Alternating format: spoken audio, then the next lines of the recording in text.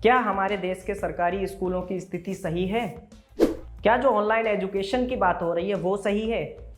क्या कारण है कि 15 साल पढ़ने के बाद भी बच्चे ये नहीं सीख पाते कि उनको ज़िंदगी में करना क्या है? जब 2 साल पुराना मेरा फ़ोन का ऑपरेटिंग सिस्टम आउटडेटेड है तो फिर 70 साल पुराना एजुकेशन सिस्टम क्यों नहीं? करंट एजुकेशन सिस्टम इतना ही अच्छा है तो सेलिब्रिटीज़ और पॉलिटिशियंस के बच्चे बाहर क्यों पढ़ रहे हैं? क्या कारण है कि भारत पिछले 70 साल में साइंस में कोई नोबेल प्राइज़ नहीं जीत पाया? और यदि भारत का एजुकेशन सिस्टम गलत है तो इस गलत सिस्टम की जवाबदेही सिर्फ और सिर्फ छात्रों की क्यों? आइए इन्हीं सारे सवालों के जवाब इस वीडियो में ढूंढते हैं। मेरा नाम है विद्यार्थी शिवम और आप देख रहे हैं भारत की बात।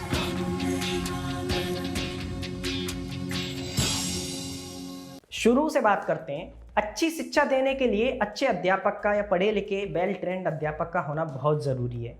भारत में पीएचडी, बीएड, एमएससी करके लोग प्राइवेट स्कूल में जॉब कर रहे हैं और 12th पास आउट शिक्षा मित्र हमारे बच्चों को शिक्षा दे रहे हैं। उनमें से कुछ शिक्षा मित्रों को तो ये भी नहीं पता है कि उन्होंने पास आउट किस सब्जेक्ट में किया था। बिहार के टॉपर का हाल आपने देखा ही। 95% लाने वाला संस्कृत का विद्यार्थी यह नहीं जानता कि संस्कृत बोलनी कैसे है। मध्य प्रदेश का नाम सुना आपने, उसकी राजधानी क्या है? गुजरात की राजधानी, महाराष्ट्र की राजधानी, उड़ीसा की बता दीजिए, वेस्ट बंगाल बता दीजिए। ये भी नहीं याद नहीं आ रहा। दोस्तों, सरकारी स्कूल की आज वर्तमान स्थिति है कि 20% टीचर कभी स्कूल नहीं आते हैं। 20% टीचरों की कभी सीट्स फुल नहीं होती हैं, उनकी सीट खाली रहती हैं। उत्तर प्रदेश, उड़ीसा, बिहार के कितने ही स्कूल में आज भी पेड़ के नीचे पढ़ाया जाता है, या क्लासरूम्स ठीक नहीं है, या उनके ब्लैक बोर्ड्स ठीक नहीं है, दीवारों पे बोर्ड बना के पढ़ा रहे हैं। वहीं मेट्रो सिटीज़ की अगर बात करें तो मेट्रो सिटीज़ के सरकारी स्कूलों में प्ले ग्राउंड तक नहीं है बच्चों को खेलने के लिए, जैसे मुंबई, बेंगलोर, दिल्ली। अब बात करते हैं ऑनलाइन एजुकेशन की।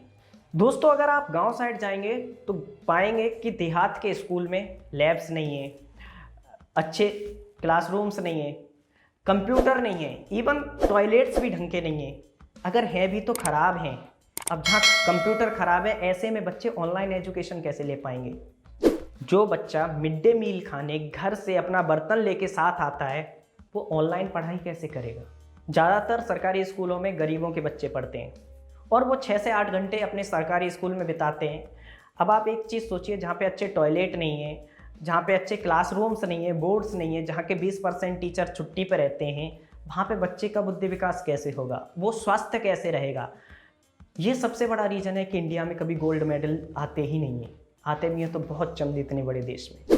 अब बात करते हैं कि क्या कारण है कि 15 साल की पढ़ाई करने के बाद, 10+2 करने के बाद भी छात्र ये डिसाइड नहीं कर पाता कि उसको ज़िंदगी में करना क्या है। इवन मैंने ये देखा है कि ग्रेजुएशन भी कर लिया कुछ लोगों ने तो भी उनको इंग्लिश नहीं आती है। गौर करने वाली बात यह है कि आप मछली, हाथी, घोड़ा, ऊंट, बकरी सबको एक पेड़ पे चढ़ाओगे, क्या वो चढ़ पाएंगे? नहीं। तो वो तो डीमोटिवेट हो जाते हैं। उनको तो लगता है ना कि यही मेरी ज़िंदगी का फेलियर है, मैं ज़िंदगी में कुछ कर ही नहीं सकता। अरे भैया, गुरु द्रोणाचार्य ने भी शिक्षा पांडवों को उनके स्किल सेट के हिसाब से दी थी कि किसको क्या आता है। तो हम क्यों नहीं ले सकते वैसे शिक्षा? हमारे पास 2 ही स्ट्रीम होती हैं तब तक, या तो हम आर्ट साइड लेंगे या साइंस साइड लेंगे। और जिसने अगर गलती से भी आर्ट साइड ले लिया हमारे यहाँ पे तो उसका माना जाता है कि इसका फ्यूचर बर्बाद है। दोस्तों, आपने 15 या 18 साल पढ़ाई की और आपको इंग्लिश नहीं आती, इसका मतलब ये नहीं कि आप बिल्कुल बेकार हैं। अरे इसका मतलब ये है कि आपको कोई दूसरी भाषा आती है। अरे जापान, रशिया, चाइना, बहुत सारी अफ्रीकन कंट्री जहाँ पे इंग्लिश को कोई पूछता नहीं है। इंग्लिश इनफैक्ट सबसे ज़्यादा बोले जाने वाली भाषा भी नहीं है।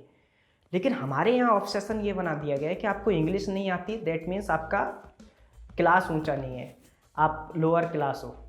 जबकि वहीं एक 5 साल का छोटा सा बच्चा इंग्लिश बोल लेता है क्योंकि उसको वैसा माहौल मिल जाता है।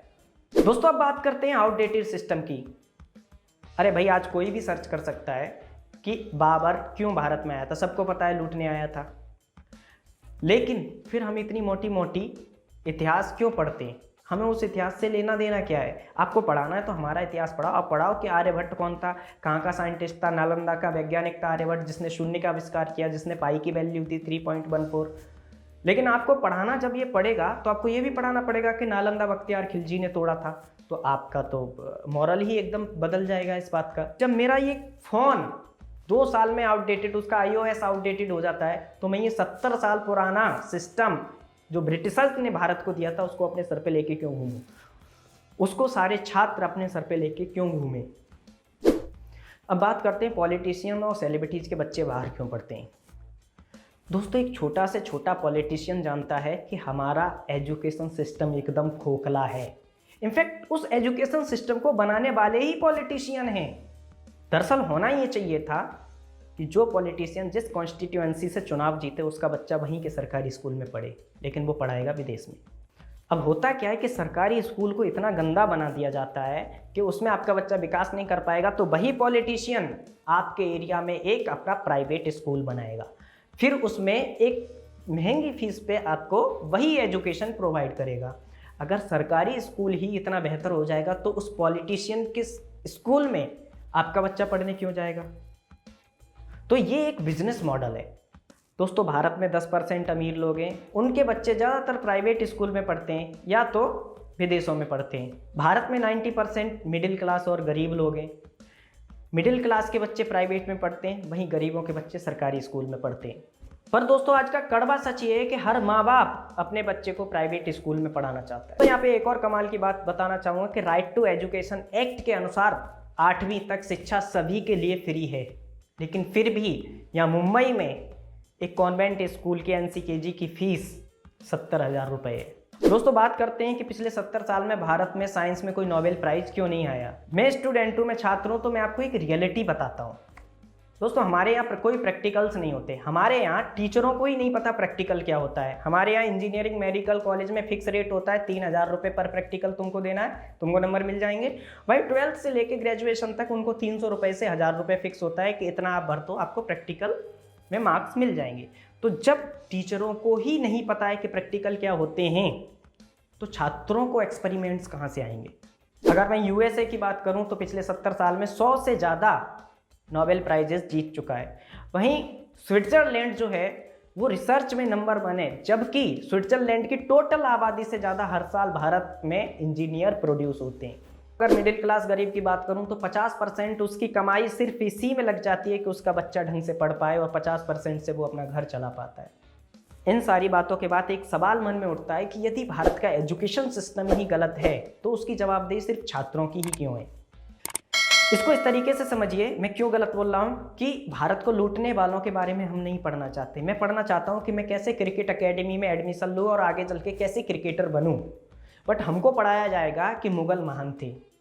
तो जब हम ये नहीं पढ़ना चाहते तो हमारे ऊपर क्यों थोपा जाता है। साइन थीटा बटे कॉस थीटा बराबर टेन थीटा होता है, a+b का होल स्क्वायर होता है।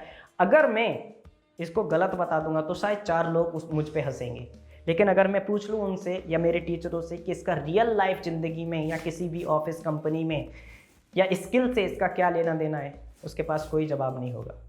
ये जो भसोड़ी समाज में फैली हुई है, इसको समझने के लिए थोड़ा सा पीछे चलते हैं। 1947 में हमारा भारत आज़ाद हुआ। ब्रिटिशर्स का एजुकेशन सिस्टम एप्लीकेबल था। ध्यान से सुनना मेरी बात को। फर्स्ट एजुकेशन मिनिस्टर बने मौलाना आज़ाद। मौलाना आज़ाद मक्का में पैदा हुए थे, मक्का से भारत में आए थे। पता नहीं कोई मक्का का व्यक्ति भारत में कैसे एजुकेशन मिनिस्टर बन गया, ये तो एक सर्च का विषय है। लेकिन 1947 से 58 तक 11 साल जब तक वो जिंदा रहे, भारत के एजुकेशन मिनिस्टर रहे। ये खूबसूरत यूनिवर्सिटियाँ JNU AMU टाइप उन्हीं की देने, जामिया मिलिया इस्लामिया टाइप। ये बताना इसलिए ज़रूरी है कि आप इस चीज़ को रिलेट कर पाओ कि भारत को लूटने वाले तैमूर, बाबर, औरंगजेब जैसे भारत में महान क्यों हैं। इसी एजुकेशन सिस्टम की वजह से अमीर अपने बच्चे को यहाँ पे पढ़ाता नहीं, मिडिल क्लास अपने बच्चे को प्राइवेट में भेजता है, और गरीब को पता है कि इसमें पढ़ा के वो कर ही क्या लेगा। जब सरकारी स्कूल में ही वो क्वालिटी नहीं है तो उसके बच्चे में कहाँ से क्वालिटी आ जाएगी, कहाँ से भारत ओलंपिक्स में जाके मेडल जीतेगा, कहाँ से क्रिएटिविटी आएगी।